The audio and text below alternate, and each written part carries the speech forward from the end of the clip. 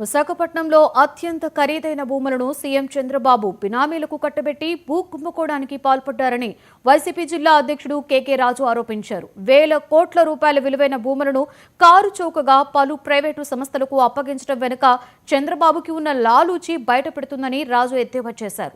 తక్షణం కేటాయింపులను రద్దు చేయాలని డిమాండ్ చేశారు. ఉత్తరాంధ్ర అభివృద్ధిని పక్కకు పెట్టి విలువైన ప్రభుత్వ భూములు కాజేసే రాబందుల్లా ప్రభుత్వ పెద్దలు మారిపోయారని ఆగ్రహం వ్యక్తం చేశారు.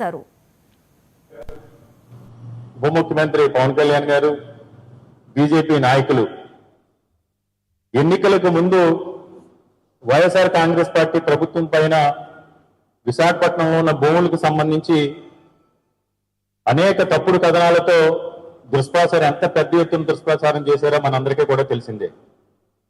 ఈరోజు కూటమి ప్రభుత్వం అధికారంలోకి వచ్చి 14 నెలలు పూర్తయినా సరే ఆ రోజు ఏదైతే ఎల్లో మీడియా పేపర్లోని, టీవీల్లోని, లేకపోతే ఆ నాయకులు నోటి వెంట ప్రచారం చేశారో వాటినేటిని కూడా ఈ రోజు వరకు కూడా వారు నిరూపించలేకపోయారు.